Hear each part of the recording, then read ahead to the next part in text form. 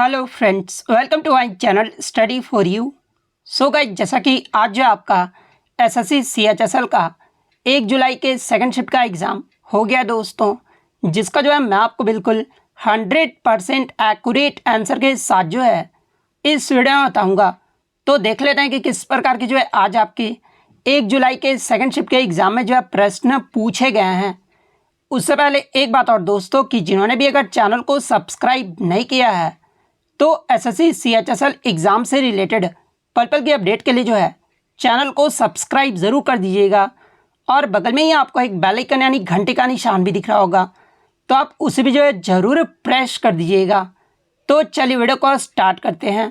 तो आपका पहला क्वेश्चन आता है कि who were the feudatories of Chalukya dynasty, यानी चालुक्य वंश के जो है सामंत कौन थे। तो देखिए, चालुक्य वंश के जो अंतिम राजा थे ना, ये कीर्तिवर्मन द्वितीय थे और इसे इसके सामंत दंतीदुर्ग ने परास्त कर जो है एक नए वंश जिसका नाम था राष्ट्रकूट वंश, इसकी स्थापना जो वो किया गया था। तो ऑप्शन में आपका राष्ट्रकूट वंश दिया गया था, तो राष्ट्रकूट वंश आपका यहाँ पे करेक्ट आंसर होगा। इसके अलावा अगर चालुक्य वंश की बात कर ले तो देखिए, चालुक्य वंश की जो स्थापना है ना, ये पुलकेशिन प्रथम के द्वारा जो वो किया गया था। और चालुक्य वंश की जो राजधानी थी ये आपका बादामी यानी वातापी में था। तो ये पॉइंट भी आप ध्यान में रखिएगा।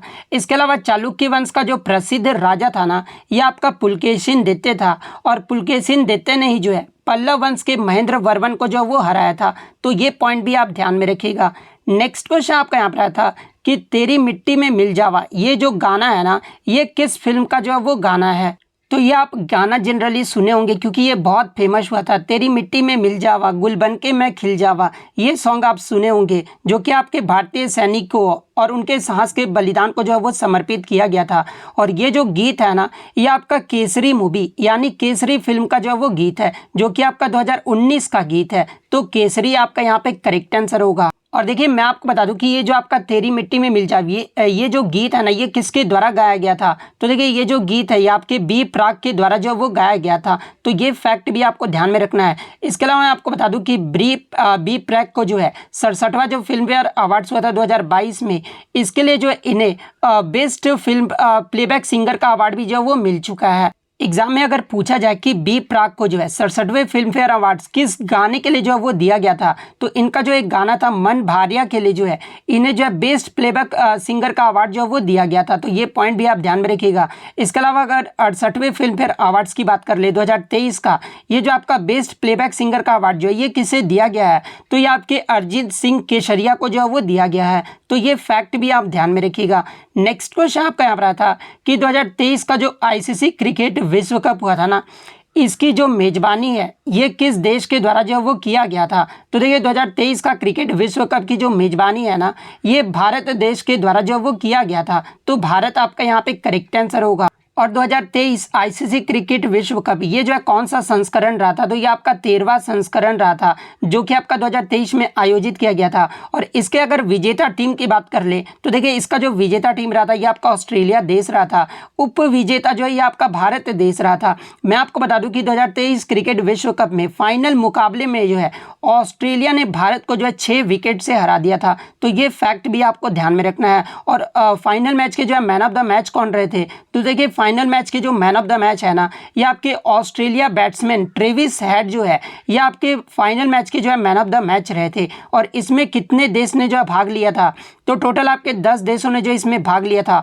और टोटल आपके 48 मैच जो वो कराए गए थे, जिसमें अगर बात कर ले प्लेयर ऑफ द सीरीज, ये जो है कौन रहे थे, तो देखिए, प्लेयर ऑफ द सीरीज जो है ये आपके भारत के विराट कोहली रहे थे। और सबसे ज़्यादा जो रन है ना, ये विराट कोहली के द्वारा ही जो वो मारा गया था, जो कि 765 रन जो वो मारा गया था। और सबसे ज़्यादा जो विकेट है ये आपके मोहम्मद शमी के द्वारा जो वो लिया गया था, जो कि 24 विकेट जो है वो लिया गया था। तो ये तो हो गया आपका 2023 के आईसीसी क्रिकेट विश्व कप की बात, जो कि आपका 50 ओवर का होता है और ये प्रत्येक 4 वर्षों के बाद आयोजित किया जाता है। अब हम लोग बात कर लेते हैं आईसीसी टी20 विश्व कप के बारे में। तो देखिए, आईसीसी टी20 विश्व कप जो आपका 2024 में हाल ही में हुआ है, इसका जो विजेता टीम रहा है ये आपका भारत देश रहा है। और मैं आपको बता दूं कि भारत ने जो है फाइनल मुकाबले में जो है ये किसे हराया था, तो देखिए, फाइनल मुकाबले में साउथ अफ्रीका को जो वो हराया है। और कितने रनों से हराया है, तो ये आपका 7 रनों से हराया है, तो ये फैक्ट भी आप ध्यान में रखिएगा। और आईसीसी T20 विश्व कप 2024 का आयोजन ये जो है कहाँ पर किया गया था, तो ये आपका यूएसए और संयुक्त रूप से आपका यूएसए और वेस्ट इंडीज़ देश में जो है इसका आयोजन जो है वो किया गया था। जिसमें अगर प्लेयर ऑफ द सीरीज़ की बात कर ले तो देखिए प्लेयर ऑफ द सीरीज़ यानी प्लेयर ऑफ द टूर्नामेंट जो मिला था ये आपके जसप्रीत बुमराह को जो है वो दिया गया था। और जसप्रीत बुमराह जो है ये कहाँ के गेंदबाज हैं, तो ये आपके भारत देश के गेंदबाज हैं, तो ये फैक्ट भी आपको ध्यान में रखना है। और मैन ऑफ द मैच जो है फाइनल मुकाबले में किसे मिला था, तो देखिए मैन ऑफ द मैच जो है ना फाइनल मुकाबले में ये विराट कोहली को जो वो दिया गया था, तो ये फैक्ट भी आप ध्यान में रखिएगा।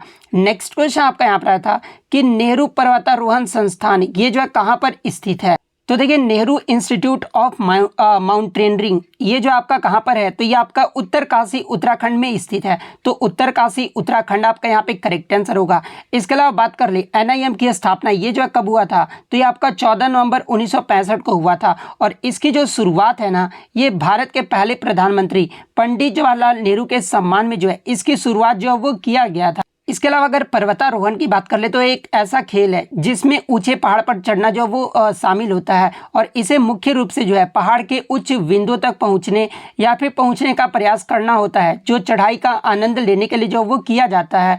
और पर्वतारोहण जो है ये आपके मुख्यतः दो प्रकार के होते हैं। पहला आपका अल्पाइन होता है, सेकंड आपका एक्सपीडिशन होता है। ये जो आपके दो प्रकार होते हैं, तो ये फैक्ट भी आप ध्यान में रखिएगा। नेक्स्ट क्वेश्चन आपका यहाँ पर आता है कि संविधान के किस भाग को जो है भारतीय संविधान का मैग्ना कार्टा कहा जाता है। तो देखिए ये जो आपके भाग 3 है ना जिसे मौलिक अधिकार के रूप में वर्णित किया गया है, और भाग 3 ही को जो है भारतीय संविधान का मैग्ना कार्टा जो है वो कहा जाता है। तो भाग 3 आपका यहाँ पे करेक्ट आंसर होगा।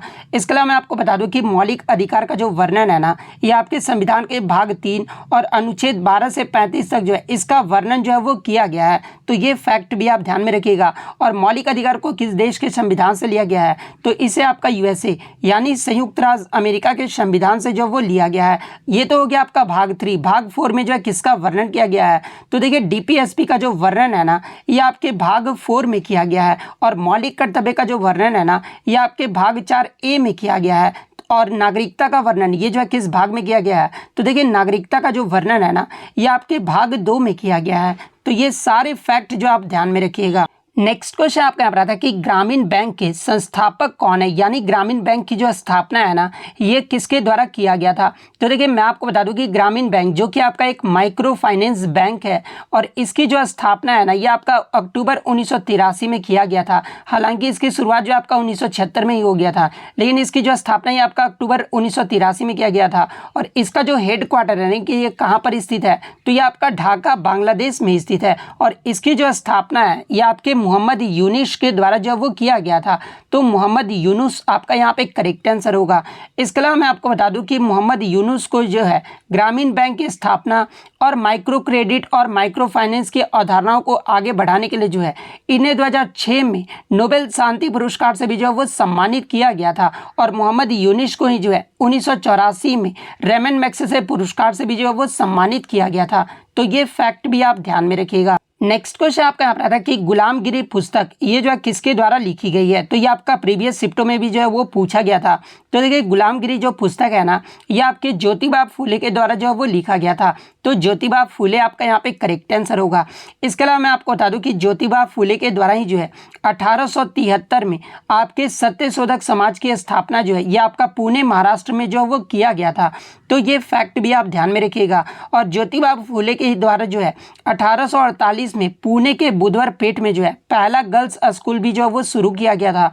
और 1851 में इन्होंने जो है पुणे के अछूतों के लिए जो है पहला स्कूल भी जो है वो शुरू किया था। नेक्स्ट क्वेश्चन आपका यहाँ पर था कि इनमें से कौन सा जो है स्ट्रिंग इंस्ट्रूमेंट यानी तार युक्त वाद्य यंत्र जो है ये नहीं है, जहाँ पे ऑप्शन में आपका फ्लूट यानी बांसुरी जो है वो दिया गया था।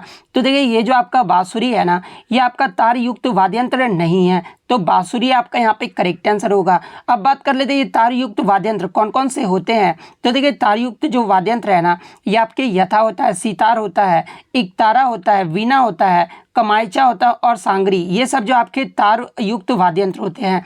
तो ये फैक्ट भी आपको ध्यान में रखना है। इसके अलावा अगर प्रमुख बांसुरी वादक की बात कर लें तो देखिए सबसे पहला जो नाम आता है ये आपका हरिप्रसाद चौरसिया का आता है। तो देखिए हरिप्रसाद चौरसिया का जो संबंध है ये आपके बांसुरी वाद्य यंत्र से है। इनके अलावा पन्नालाल घोष, राजेंद्र कुलकर्णी, वी कुंजमणि, इन सभी का जो संबंध है ना ये आपके बांसुरी वाद्य यंत्र से है।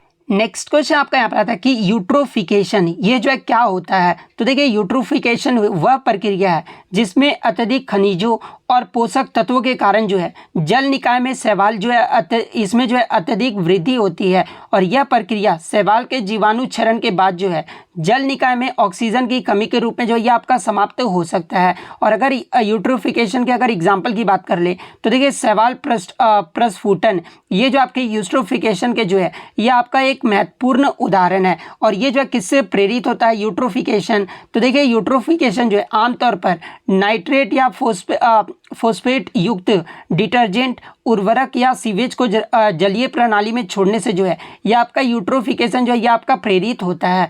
तो ये फैक्ट भी आप ध्यान में रखिएगा। नेक्स्ट क्वेश्चन आपका यहाँ पर आता है कि G20 समिट जो आपका 2023 में हुआ था इसके जो है मुख्य कोऑर्डिनेटर जो है ये कौन थे।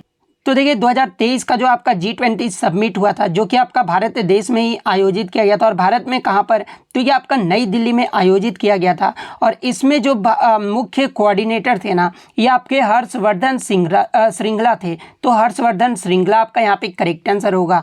इसके अलावा बात कर ले G20 2023 का आपका थीम यानी विषय जो है ये क्या रहा था। तो देखिए इसका जो विषय रहा था ना ये आपका वसुधैव कुटुंबकम रहा था। यानी अगर इसके इंग्लिश में बात कर ले इसका थीम क्या रहा था। तो देखिए इसका इंग्लिश में जो थीम रहा था ना वो आपका वन अर्थ, वन फैमिली और वन फ्यूचर रहा था। तो ये फैक्ट भी आपको ध्यान में रखना है। और अगला जो G20 का आपका समिट होगा 2024 में ये कहाँ पर होगा, तो ये आपका ब्राज़ील देश में आयोजित किया जाएगा। इसके अलावा बात कर ले G20 की स्थापना ये जो है कब हुआ था। तो देखिए G20 की जो स्थापना है ना ये आपका 26 सितंबर 1999 को हुआ था। लेकिन G20 का अगर पहला समिट पूछा जाए कि ये कब हुआ था तो देखिए पहला जो G20 समिट है ना ये आपका 2008 में हुआ था। और कहाँ पर हुआ था, तो ये आपका अमेरिका के वाशिंगटन में आयोजित किया गया था। तो ये फैक्ट भी आपको ध्यान में रखना है। इसके अलावा एक ब्रिक्स की बैठक के बारे में पूछा जाता है। तो देखिए ब्रिक्स की जो बैठक है ना 2023 में ये आपका साउथ अफ्रीका में हुआ था। और 2024 का जो ब्रिक्स की बैठक है ना ये आपका रूस देश में आयोजित किया जाएगा। इसके अलावा ब्रिक्स बैंक के वर्तमान अध्यक्ष के बारे में अगर पूछा जाए तो देखिए ब्रिक्स बैंक के जो वर्तमान में अध्यक्ष है ना ये आपके डिल्मा रोसेफ हैं। तो ये पॉइंट भी आप ध्यान में रखिएगा। इसी से मिलता जुलता एक आपका COP29 के बारे में पूछा जाता है। तो देखिए COP का पहले फुल फॉर्म जान लीजिए कि क्या होता है। तो कॉन्फ्रेंस ऑफ पार्टीज इसका जो ये फुल फॉर्म होता है। और COP29 की जो बैठक है ना जो कि आपका 2024 में अजरबैजान में होगा। और COP28 के बारे में अगर पूछा जाए तो देखिए COP28 की जो बैठक है ना ये आपका UAE देश में जो है वो आयोजित किया गया था। तो ये फैक्ट भी आपको ध्यान में रखना है। नेक्स्ट क्वेश्चन आपका यहाँ पर आता है कि निम्नलिखित में से कौन सा नृत्य जो है असम से संबंधित है। तो ऑप्शन में आपका एक सत्रिया नृत्य जो है वो दिया गया था। तो देखिए ये जो आपका सत्रिया नृत्य है ना ये आपका असम राज्य का जो है एक शास्त्रीय नृत्य है। तो सत्रिया आपका यहाँ पे करेक्ट आंसर होगा। इसके अलावा बात कर ले सत्रिया नृत्य के बारे में। तो देखिए सत्रिया नृत्य की जो खोज है ना ये आपके 15वीं शताब्दी में शंकर देव के द्वारा जो है इनकी जो खोज है वो किया गया था। और सबसे जो नवीनतम जो शास्त्रीय नृत्य है ना वो आपका सत्रिया नृत्य ही है। और इसे जो है शास्त्रीय नृत्य का दर्जा कब दिया गया था। तो देखिए सत्रिया नृत्य को जो शास्त्रीय नृत्य का दर्जा है ना ये आपका 2000 ईस्वी में जो वो दिया गया था। तो ये फैक्ट भी आप ध्यान में रखिएगा। इसके अलावा असम राज्य के अन्य लोक नृत्य की बात कर ले तो इसमें आपका एक बिहू आ जाता है। बिहू जो है ये आपका असम राज्य का जो है उत्सव भी है और एक लोक नृत्य भी है। इसके अलावा बागुरम्बा नाम सुने होंगे। तो देखिए ये जो आपका बागुरम्बा है ना ये आपका असम राज्य का ही जो है एक लोक नृत्य है। तो ये फैक्ट भी आप ध्यान में रखिएगा। नेक्स्ट क्वेश्चन आपका यहाँ पर आता है कि नमामि गंगा प्रोजेक्ट से जो है निम्नलिखित में से कौन सा तथ्य या फिर ऑब्जेक्टिव जो है वो शामिल नहीं है। तो देखिए अगर नमामि गंगे योजना की बात कर ले तो ये जो आपका केंद्र सरकार के द्वारा चलाया गया जो एक योजना थी। और इसकी जो शुरुआत है ये आपका 2014 में जब वो किया गया था। और इस योजना का जो प्रमुख लक्ष्य था ना वो आपका गंगा सफाई से करना था और गंगा की सतह को सफाई करना। इसके अलावा फैक्ट्री से जो आपके अपशिष्ट जो पदार्थ वगैरह होते थे ना उन्हें जो है नियंत्रित करने के लिए जो है ये आपका नमामि गंगे कार्यक्रम जो वो शुरू किया गया था। तो आप बताइएगा कि इसके ऑप्शन में जब वो क्या दिया गया था। नेक्स्ट क्वेश्चन आपका यहाँ पर आता है कि साफ चैंपियनशिप 2023 के विजेता कौन है। तो देखिए साफ चैंपियनशिप की बात कर ले तो ये जो आपका फुटबॉल का जो एक टूर्नामेंट है और इसमें जो आपके 2023 के जो विजेता रहे थे ना, ये आपका भारत देश रहा था। भारत ने साफ चैंपियनशिप 2023 के फाइनल मुकाबले में जो है कुवैत को हराकर जो है ये ट्रॉफी जो वो जीता था। तो भारत आपका यहाँ पे करेक्ट आंसर होगा। और ये जो आपका साफ चैंपियनशिप है ना, ये हर 2 साल पर जो है ये आपका आयोजित किया जाता है। किसी बच्चे ने बोला कि ISSF के बारे में पूछा गया था, यानी ISSF जो आपका शूटिंग का चैंपियनशिप है, इसका जो 2023 में जो है भारत के तरफ से गोल्ड मेडल जो वो किसने जीता था। तो देखिए अगर ये प्रश्न पूछा गया था तो देखिए ISSF 2023 में शूटिंग में जो भारत की तरफ से गोल्ड मेडल है ना, ये अमनप्रीत सिंह ने जीता था। तो अगर ये प्रश्न पूछा गया था तो अमनप्रीत सिंह आपका यहाँ पे करेक्ट आंसर होगा। नेक्स्ट क्वेश्चन आपका यहाँ पर आता है कि 2011 की जनगणना के अनुसार निम्नलिखित में से कौन सा राज्य जो है सभी भारतीय राज्यों में जो वो सबसे गरीब था। तो देखिए सबसे पहले मैं आपको बता दूं कि जनगणना कभी भी ये परिभाषित नहीं करता है कि कौन सा राज्य आपका गरीब है या फिर कौन सा राज्य जो है ये अमीर है, बल्कि जनगणना ये परिभाषित करता है कि विभिन्न धर्म, नस्ल, जाति, लोगों के रहन सहन, शिक्षा अनुपात, लिंगानुपात की सटीक गणना करने में जो है ये आपका जनगणना ही जो है ये आपका मदद करता है। तो क्वेश्चन में तो आपका जनगणना नहीं दिया गया होगा। जो आपका नीति आयोग का जो पहला बहुआयामी जो गरीबी सूचकांक है ना, जो कि आपका मल्टी डायमेंशनल पॉवर्टी इंडेक्स है, जो कि आपके नीति आयोग के द्वारा जो पहला आपका जारी किया गया था, जो कि आपका 2021 में जारी किया गया था। और इस रिपोर्ट के अकॉर्डिंग सबसे जो गरीब राज्य था ना, ये आपका बिहार राज्य था, उसके बाद आपका झारखंड राज्य था, उसके बाद आपका उत्तर प्रदेश, ये सभी जो आपके गरीब राज्य थे। तो ऑप्शन में अगर बिहार दिया गया होगा तो बिहार आपका यहाँ पे करेक्ट आंसर होगा। और देखिए नीति आयोग के पहले जो आपका मल्टी डायमेंशनल पॉवर्टी इंडेक्स जो जारी किया गया था ना, इसमें बिहार में गरीबी दर जो है वो आपका सबसे अधिक रहा था, यानी कितना प्रतिशत रहा था, तो ये आपका 51.91% रहा था। इसके बाद झारखंड में जो है वो आपका 42.16% रहा था। और थर्ड में आपका उत्तर प्रदेश में जो है 37.79% रहा था। तो ये पॉइंट भी आपको ध्यान में रखना है। तो इतने क्वेश्चन जो है आज मुझे बच्चों के द्वारा मिले हैं, जो कि 100% रियल और ऑथेंटिक हैं। तो अगर वीडियो अच्छी लगी हो तो वीडियो को जो है लाइक ज़रूर कर दीजिएगा, और इसी तरह रियल एनालिसिस पाने के लिए जो है चैनल को सब्सक्राइब ज़रूर कर दीजिएगा। तो मिलते हैं नेक्स्ट वीडियो में, तब तक thank you, all the best.